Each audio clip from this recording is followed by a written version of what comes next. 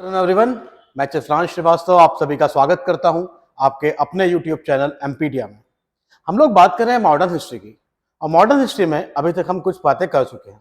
हम लोगों ने अभी तक देखा कि ब्रिटिशर्स जो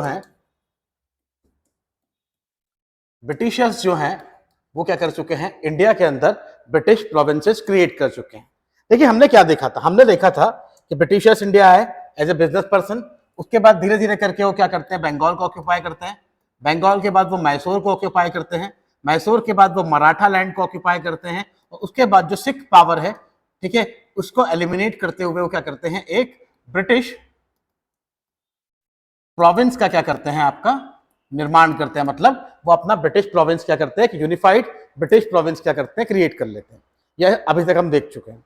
अब देखिए सीधी सी बात है, अगर हम लोग देखें तो हमें क्या समझ में आ रहा है, हमें क्या देखने को मिलता है कि बंगाल ऑक्यूपाई किया, मैसूर ऑक्यूपाई किया, मराठा ऑक्यूपाई किया और सिख ऑक्यूपाई किया। इसका मतलब ये कि ये सारा के सारा एरिया अब, ठीक है, ये सारा के सारा एरिया अब किसके ऑक्यूपेशन में आने वाला है, ये किसके ऑक्यूपेशन में आने वाला है, मतलब ये ब्रिटिशर्स के ऑक्यूपेशन में आने वाला है।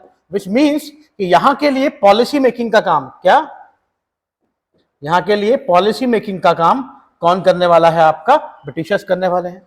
तो उसी टर्म में हम लोग देखते हैं कि ब्रिटिशर्स रेवेन्यू पॉलिसी के लिए कुछ इंपॉर्टेंट पॉलिसीज इंडिया के अंदर इंट्रोड्यूस करते हैं, और उन्हीं चीजों को, उन्हीं पॉलिसीज को हम किस नाम से जानते हैं, लैंड रेवेन्यू सिस्टम के नाम से जानते हैं, क्योंकि ब्रिटिशर्स ने इंडिया के अंदर क्या किया है, लागू किया है। और इन्हीं लैंड रेवेन्यू पॉलिसीज, इन्हीं लैंड रेवेन्यू सेटलमेंट के थ्रू हम देखें हैं कि ब्रिटिशर्स की इन पॉलिसीज के थ्रू इंडियन मास किस तरह से डिससेटिस्फाई होगा। ये कहीं ना कहीं ये सारी पॉलिसीज रिवॉल्ट ऑफ 1857 का क्या बनेगी, कॉज बनेगी। तो हम लोग देखते हैं कि जब ब्रिटिशर्स क्या करते हैं, इंडिया के लिए पॉलिसी मेकिंग करते हैं, मतलब रेवेन्यू के लिए पॉलिसी बनाते हैं, तो उसको हम किस नाम से जानते हैं, लैंड रेवेन्यू सिस्टम या लैंड रेवेन्यू सेटलमेंट के नाम से जानते हैं। चलिए देखते हैं कि भाई पहली पॉलिसी क्या है। तो हम लोग देखते हैं कि ब्रिटिशर्स की जो तीन इंपॉर्टेंट पॉलिसी जो हम लोगों को पढ़ना है, उनके नाम क्या क्या है। पहला है परमानेंट सिस्टम, ठीक है, पहली जो पॉलिसी है उसको हम किस नाम से जानते हैं, आपका परमानेंट सेटलमेंट के नाम से जानते हैं। और कॉमनली इसके लिए हम एक टर्म यूज करते हैं, वो टर्म क्या है, जमींदारी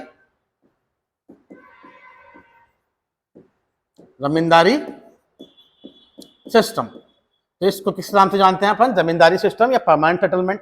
दूसरा जो आपका क्या है, लैंड रेवेन्यू सिस्टम आपको देखने को मिलता है, उसका नाम क्या है, रायतवाड़ी सिस्टम। अब देखो रायतवाड़ी सिस्टम में जो टर्म रायत है, क्या है, रायत, RYOT, it denotes the peasant, मतलब ये किसान के लिए क्या की जाती है, यूज। तो ये क्या होती है, आपका रायतवाड़ी सिस्टम। और तीसरा अगर हम लोग देखें तो महलवाड़ी सिस्टम, ठीक है, ये हमें देखने को मिलता है।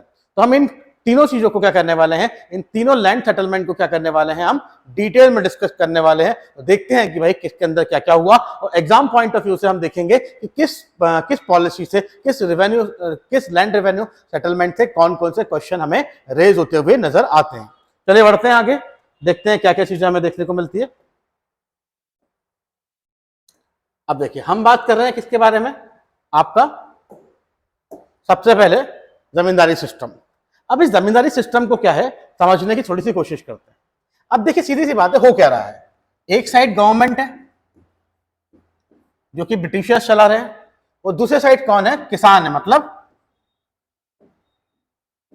पीजेंट है, मतलब किसान है, ठीक है। अब एक्चुअली में क्या है कि लैंड रेवेन्यू कौन पे करेगा, किसान क्या करेगा, गवर्नमेंट को पे करेगा। और आप लोग देखो कि जब जिस समय पे जमींदारी सिस्टम को इंट्रोड्यूस किया गया था, उस समय में अगर हम देखें तो मेजरली बंगाल प्रोविंस को ही क्या किया गया था, ऑक्यूपाई किया गया था। उसके अलावा कोई ज्यादा बड़ा प्रोविंस ऑक्यूपाई नहीं किया गया था। तो यहां पर ब्रिटिशर्स दिमाग लगाते हैं कि पीजेंट से अगर डायरेक्टली ब्रिटिश गवर्नमेंट, मतलब जो व्हाइट मैन है, अगर टैक्स कलेक्ट करेंगे तो कहीं ना कहीं हो सकता है कि पीजेंट क्या हो जाए, नाराज हो जाए, या एक और कोई नया रेवोल्यूशन या एक रिवॉल्ट खड़ा हो जाए। तो इस चीज के डर से वो लोग क्या करते हैं, एक सेफ्टी वॉल क्या करते हैं, इंट्रोड्यूस करते हैं। उस सेफ्टी वॉल को नाम क्या दिया जाता है, आपका जमींदार, ठीक है। तो अब इस सेटलमेंट के अंदर क्या होता है, इस सेटलमेंट के अंदर क्या होता है कि जमींदार acted like a safety wall, और ये क्या करेगा, पीजेंट और गवर्नमेंट के बीच में मेडिएटर का काम करेगा। और वो क्या करेगा, गवर्नमेंट के बिहाफ पे, जमींदार क्या करेगा, गवर्नमेंट के बिहाफ पे क्या करेगा, पीजेंट से टैक्स कलेक्ट करेगा और फाइनली फिर किसको सबमिट कर देगा, आपका ब्रिटिश गवर्नमेंट को सबमिट कर देगा। तो ये पूरा पूरा जो सिस्टम है जिसके अंदर गवर्नमेंट और पीजेंट के बीच में मेडिएटर की तरह, ठीक है, बिचौलिए की तरह कौन काम कर रहा है, जमींदार काम कर रहा है, वो क्या कहलाएगा आपका, वो कहलाएगा जमींदारी सिस्टम या फिर परमानेंट सेटलमेंट। अब इसके अंदर जमींदार जो है उसको क्या मिलेगा, इस मेडिएटर को क्या मिलेगा, और इसके अंदर कौन कौन सी चीजें जो एग्जाम पॉइंट ऑफ व्यू से इंपॉर्टेंट है उसको हम डिस्कस करना चालू करते हैं। आई होप सो आपको समझ में आया होगा जमींदारी सिस्टम क्या है। जमींदारी सिस्टम क्या है, जमींदार एक मेडिएटर होता है, ठीक है, जो कि क्या करता है, पीजेंट से गवर्नमेंट के बिहाफ पे टैक्स कलेक्ट करता है, और टैक्स कलेक्ट करने के बाद फर्दर वो क्या करता है, गवर्नमेंट को सबमिट कर दिया जाता है। अब देखते हैं और डिटेल में डिस्कस करते हैं कि क्या है जमींदारी सिस्टम की अंदर, हम देखना चालू करते हैं। सबसे पहले तो हमें कुछ इंपॉर्टेंट क्वेश्चंस की बात करनी है जो एग्जाम पॉइंट ऑफ व्यू से प्रीलिम्स में डायरेक्टली पूछ लेता है एग्जाम में। तो देखिए, सबसे पहले तो ये पूछा जाता है कि ये जो जमींदारी सिस्टम या परमानेंट सेटलमेंट जो है ये किसने इंट्रोड्यूस किया, तो ये इंट्रोड्यूस किया है कॉर्नवालिस साहब ने, ठीक है, 1793। अब देखिए सीधी सी बात है, कॉर्नवालिस गवर्नर जनरल होगा कि वाइसराय होगा। तो हम लोगों ने देखा था कि 1857 के रिवॉल्ट के बाद एक एक्ट आता है जिसको हम बोलते हैं 1858 का गवर्नमेंट ऑफ इंडिया एक्ट, और इसी एक्ट के थ्रू हम लोग देखते हैं कि भाई कंपनी के रूल को एंड कर दिया जाता है, और भाई कंपनी के रूल को एंड करके भाई ब्रिटिश प्रोविंस जो है वो क्राउन और ब्रिटिश पार्लियामेंट के हाथ में दे दिए जाते हैं। तो जब क्राउन और ब्रिटिश पार्लियामेंट की बात होती है तो इस रिप्रेजेंटेटिव एलिमेंट को हम बोलते हैं वाइसराय, क्या बोलते हैं, वाइस रॉय। पर इसके पहले की जब बात करें तो किसका रूल था, कंपनी का रूल था, और बात हो रही है 1793 के अंदर, तो भाई इसे इंट्रोड्यूस करने वाले कौन है, गवर्नर जनरल होंगे, और इस गवर्नर जनरल का नाम क्या है, कॉर्नवालिस, ठीक है। तो लॉर्ड कॉर्नवालिस साहब क्या करते हैं, जमींदारी सिस्टम या परमानेंट सेटलमेंट को 1793 के अंदर क्या करते हैं, इनेक्ट करते हैं, इंट्रोड्यूस करते हैं। तो ये क्वेश्चन बन सकता है एग्जाम के अंदर, कब इंट्रोड्यूस किया गया और किसके द्वारा इंट्रोड्यूस किया गया, किस गवर्नर जनरल के द्वारा इंट्रोड्यूस किया गया, तो ये हमें पता होना चाहिए।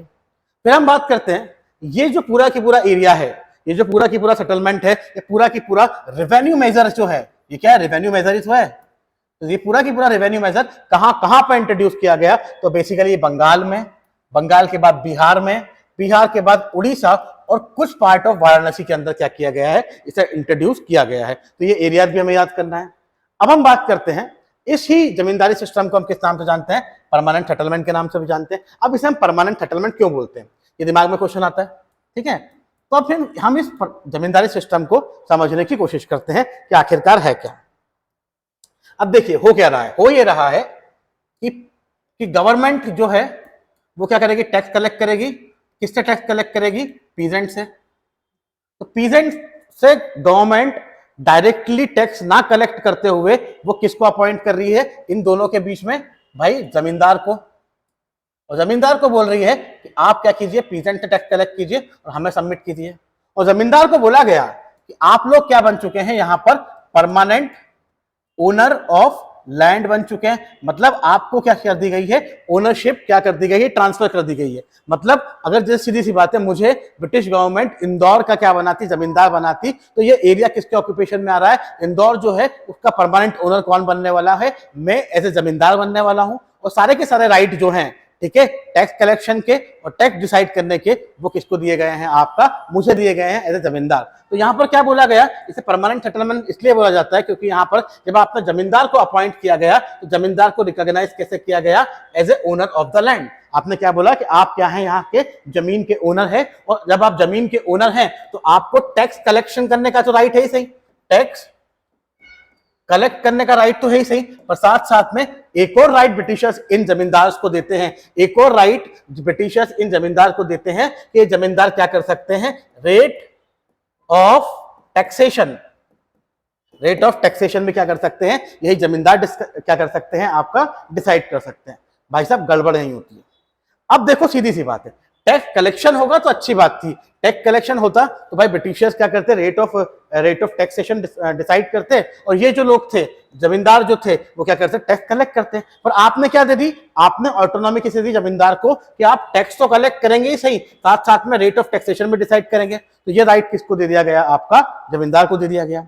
अब इसके चक्कर में आप, ये तो हो गया, ये समझ में आ गया अपने को। अब आगे बढ़ते हैं कि भाई जमींदार काम कर रहा है, जमींदार क्या कर रहा है, काम कर रहा है। किसके लिए काम कर रहा है? ब्रिटिशर्स के लिए काम कर रहा है। तो उसको क्या मिलेगा?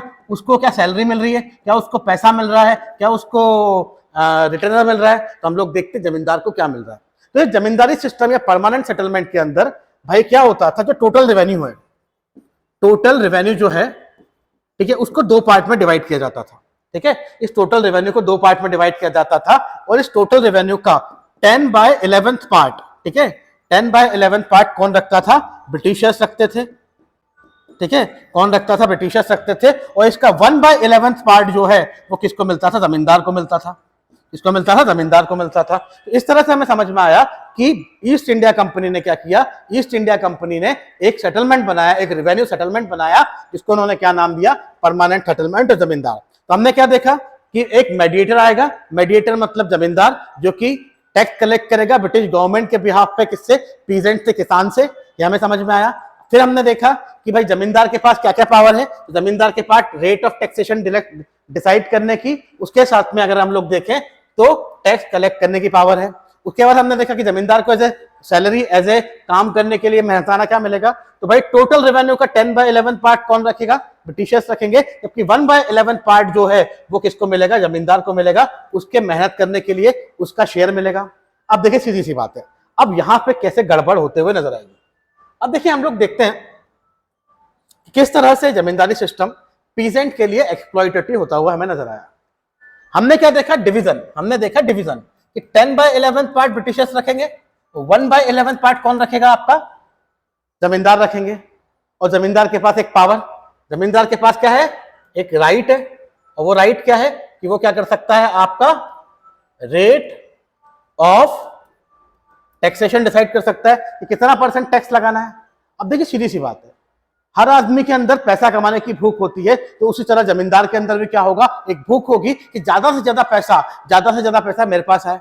और ज्यादा से ज्यादा पैसा कब होगा? ज्यादा से ज्यादा पैसा जब आएगा जब जो रेवेन्यू है, ठीक है, जो जब क्या होगा? जब रेवेन्यू ज्यादा होगा।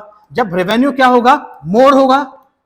तो 1/11 पार्ट भी क्या होगा? आपका मोर होगा। मतलब if revenue is greater than 1/11 part is greater. तो इस चीज में इसके कारण जो जमींदार थे उन्होंने अपना 1/11 पार्ट को इंक्रीज करने के लिए, अपने 1/11 पार्ट को इंक्रीज करने के लिए उन्होंने रेवेन्यू रेट ऑफ टैक्सेशन को भी क्या कर दिया? आपका हाई कर दिया। अब जब रेट ऑफ टैक्सेशन हाई हुआ तो ऑब्वियस सी बात है इनका तो फायदा हुआ, 1/11 पार्ट इनका इंक्रीज हुआ। पर जो पीजेंट था, जो किसान था, जो अपनी मेहनत करके क्या कर रहा था? फसल उगा रहा था, उसका क्या हुआ? उसका तो लॉस हो गया। माना कि भाई पहले वो 20% से लेकर 30% तक क्या कर रहा था? टैक्स दे रहा था, 20 से 30% का। पर इस 1/11 पार्ट को इंक्रीज करने के लिए हो सकता है कि 40 से 50% क्या हो रहा है? रेट ऑफ टैक्सेशन लग रहा है, जिससे एक्सप्लॉइटेशन किसका है? इसमें एक्सप्लॉइटेशन आपका पीजेंट का आपका होता हुआ नजर आ रहा है। तो ये पूरा जो सिस्टम है, इसको हम किस नाम से जानते हैं? इसको हम जानते हैं जमींदारी सिस्टम के नाम से। आई होप तो आपको क्लियर होगा क्या होता है जमींदारी सिस्टम। चलिए अब बढ़ते हैं आगे, अगले सेटलमेंट के बारे में बात करते हैं। तो अगला सेटलमेंट क्या है? तो अगला सेटलमेंट है आपका, ये देखिए भाई साहब, एक मैप दिख रहा है, इसके अंदर इंपॉर्टेंट सेंटर्स और इंपॉर्टेंट ट्रेडिंग स्टेशन आपको मार्क होते हुए नजर आ रहे हैं। अब जो दूसरा है, दूसरा जो सिस्टम है, लैंड रेवेन्यू का सिस्टम है, वो आपका कौन सा है? आपका रायतवाड़ी सिस्टम। मैंने अभी आपको बताया कि रायत वर्ड जो है, सॉरी, रायत वर्ड जो है, इसका मतलब क्या होता है? पीजेंट, मतलब किसान। अब इस रायतवाड़ी सिस्टम से क्या क्या क्वेश्चन बनते हैं देख लेते हैं। तो रायतवाड़ी सिस्टम कब इंट्रोड्यूस किया गया? आपका 1820 में इंट्रोड्यूस किया गया। और किसने इंट्रोड्यूस किया? तो इसे इंट्रोड्यूस करने वाले हैं थॉमस मुनरो साहब। ठीक है, तो 1820 मतलब गवर्नर जनरल, तो गवर्नर जनरल थॉमस मुनरो के द्वारा 1820 के अंदर क्या किया गया? आपका रायतवाड़ी सिस्टम इंट्रोड्यूस किया गया। अब रायतवाड़ी सिस्टम क्यों इंट्रोड्यूस किया गया? हमने देखा हमारे पास जमींदारी सिस्टम था या परमानेंट सेटलमेंट था, जिसमें 1/11 पार्ट को इंक्रीज करने के चक्कर में पीजेंट का क्या हो रहा था? आपका एक्सप्लॉइटेशन हो रहा था। तो इन्होंने बोला भैया ऐसा है, अब हमको क्या नहीं चाहिए? अब हमको कोई भी जमींदार या मेडिएटर नहीं चाहिए जो कि किसानों का एक्सप्लॉइटेशन करे। तो इन्होंने बोला कि अब जो नया टैक्सेशन आएगा उसके अंदर क्या होगा? एक साइड गवर्नमेंट होगी और दूसरे साइड क्या होगा? दूसरे साइड पीजेंट होगा। तो गवर्नमेंट क्या करेगी? डायरेक्टली पीजेंट से क्या करने वाली है? टैक्स कलेक्ट करने वाली है। तो ये जो सिस्टम था जिसके अंदर गवर्नमेंट डायरेक्टली क्या करने वाली है, पीजेंट से टैक्स कलेक्ट करने वाली है, इसको हम किस नाम से जानते हैं, इसको हम रायतवाड़ी सिस्टम के अंदर से जानते हैं। ठीक है, समझ में आया, होप सो क्लियर होगा रायतवाड़ी सिस्टम क्या होता है। अब अगला क्वेश्चन बनता है कि जिस तरह से जमींदारी सिस्टम बंगाल, उड़ीसा, बिहार में इंट्रोड्यूस किया गया था, उस तरह से ये रायतवाड़ी सिस्टम कहां कहां इंट्रोड्यूस किया गया। तो रायतवाड़ी सिस्टम मेजरली इंट्रोड्यूस किया गया मद्रास के अंदर, बॉम्बे के अंदर, असम के अंदर, ठीक है, कोस्ट के अंदर, जो कि ब्रिटिश प्रोविंस के पार्ट थे, इन एरियाज के अंदर रायतवाड़ी सिस्टम को इंट्रोड्यूस किया गया। अब हम देखते हैं रायतवाड़ी सिस्टम के अंदर क्या होता है। रायतवाड़ी सिस्टम के अंदर हमने टैक्स किससे कलेक्ट किया, पीजेंट से कलेक्ट किया। जब पीजेंट से कलेक्ट किया तो ओनरशिप किसके पास होगी, ओनरशिप राइट भी किसके पास होगा, पीजेंट के पास होगा लैंड का। ठीक है, फिर हम लोग देखते हैं गवर्नमेंट ने कलेक्ट किया, ये सब हम देख चुके हैं। अब हम लोग देखते हैं कि भाई दिक्कत क्या थी। दिक्कत ये थी कि जब ये रायतवाड़ी सिस्टम इंट्रोड्यूस किया गया तो यहां पर टैक्स कौन डिसाइड करेगा, गवर्नमेंट करेगी। टैक्स कौन डिसाइड करेगा, गवर्नमेंट करेगी। अब गवर्नमेंट ने टैक्स डिसाइड किया किस बेसिस पे, on the basis of soil, मतलब on the basis of quality of land, climate, ठीक है, क्रॉप यील्ड, ठीक है, अवेलेबिलिटी ऑफ रिसोर्सेज, इन सब चीजों के बिहाफ पे क्या होता है भाई, गवर्नमेंट ने क्या कर दिया, टैक्स डिसाइड कर दिया। तो इस तरह से तो हमें समझ में आ रहा है कि जब गवर्नमेंट इन सब चीजों को, इन सब climatic factor, nature of soil, इन सबको ध्यान में रखते हुए क्या करने वाली है, टैक्स रेट डिसाइड करने वाली है, तो कहीं ना कहीं किसानों के साथ ट्रांसपेरेंसी होगी। पर दिक्कत क्या थी, दिक्कत ये थी कि ये सब किया तो गया, पर कितने पीरियड, कितने साल के लिए फिक्स किया गया, 30 ईयर्स के लिए, 30 साल के लिए आपने क्या कर दिया, इसको फिक्स कर दिया। जब ये चीजें 30 साल के लिए फिक्स हो गई, किसके लिए, 30 साल के लिए, तो भाई 30 साल एक लॉन्ग पीरियड ऑफ टाइम है। क्या है, एक लंबा पीरियड ऑफ टाइम है, जिसके अंदर तो भाई क्लाइमेट चेंज हो सकता है।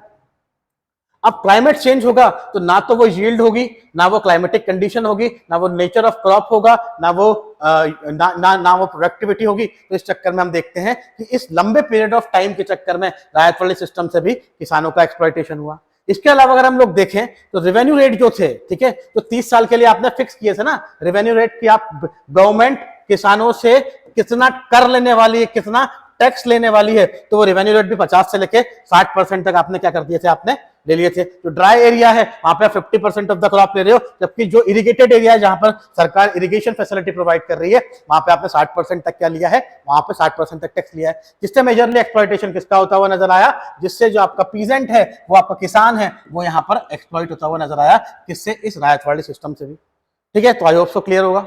अब अगला और आखिरी देखते हैं, आखिरी क्या है, आखिरी सेटलमेंट जो है, आखिरी लैंड रेवेन्यू सेटलमेंट है, वो क्या है आपका, ठीक है, आखिरी जो है आपका लैंड रेवेन्यू सेटलमेंट, इसे हम किस नाम से जानते हैं, इसे महलवाड़ी सिस्टम के नाम से जानते हैं। किस नाम से, महलवाड़ी सिस्टम, महलवाड़ी सिस्टम। अब क्वेश्चन वही है, महलवाड़ी सिस्टम कब आया और किसने इंट्रोड्यूस किया। तो भाई 1833 के अंदर, 1833 के अंदर इसको इंट्रोड्यूस किया गया। और इसे इंट्रोड्यूस करने वाले इंसान कौन है, लॉर्ड विलियम बेंटिक, मतलब गवर्नर जनरल विलियम बेंटिक साहब क्या करते हैं, 1833 के अंदर इस महलवाड़ी सिस्टम को क्या करते हैं, इंट्रोड्यूस करते हैं। वही सेकंड क्वेश्चन, कहां कहां पे इंट्रोड्यूस किया गया, तो वो एरियाज है सेंट्रल प्रोविंस, सेंट्रल प्रोविंस मतलब अपना मध्य प्रदेश वाला एरिया, नॉर्थ वेस्टर्न फ्रंटियर मतलब नॉर्थ वेस्टर्न फ्रंटियर मतलब आज के समय का पाकिस्तान वाला एरिया, ठीक है, फिर Agra Punjab Gangetic valley etcetera, जो ब्रिटिश इंडिया में आया करते थे ये एरियाज, उनके अंदर क्या किया गया, इसे इंट्रोड्यूस किया गया। फिर हम देखते हैं कि इस महलवाड़ी सिस्टम के अंदर क्या होता था। अब देखो महल का मतलब क्या होता है, महल का मतलब होता है, आपने इसे समझने के लिए थोड़ा सा एक पिक्चर को देखते हैं। एक पिक्चर है, एक मूवी है, ठीक है, इसका नाम है लगान। लगान वही पिक्चर जिसमें कचरा भी खेलेगा, है ना, तो वही पिक्चर है लगान में। आपने देखा होगा कि लगान में अगर हम लोग देखते हैं तो हमें देखने को मिलता है, लगान के अंदर जो टैक्स की बात होती है ना, वो कौन सा टैक्स है, महलवाड़ी सिस्टम वाला ही टैक्स है। देखो महलवाड़ी सिस्टम का मतलब यह है कि इस महलवाड़ी सिस्टम के अंदर अलग अलग प्रोविंसेस के अंदर जमींदार की और रायतवाड़ नहीं हुआ करते थे। यहाँ क्या हुआ करते थे, यहाँ पर कुछ और सिस्टम हुआ करता था। देखते हैं क्या होता है। यहाँ पर क्या होता था कि कुछ एरियाज या कुछ विलेजेस, इनका ग्रुप बना दिया जाता था। क्या कर दिया जाता था, यहाँ पर महल बनाए जाते थे जिसमें एक या एक से ज्यादा गांव को मिला दिया जाता था।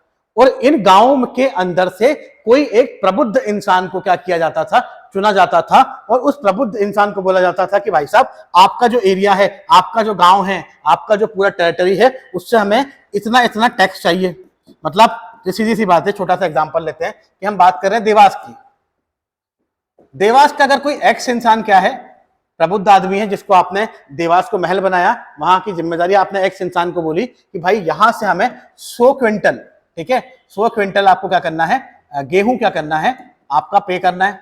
तो ये जो इंसान है देवास का एक्स इंसान, वो पूरे के पूरे देवास महल से, देवास के अलग अलग तहसीलों से, देवास के अलग अलग गांवों से जाके क्या करने वाला है, टैक्स कलेक्ट करने वाला है। और इसके ऊपर राइट है कि वो 100 क्विंटल क्या करे, गेहूं कलेक्ट करे, पर ये आदमी ही डिसाइड करेगा किससे कितना लेना है।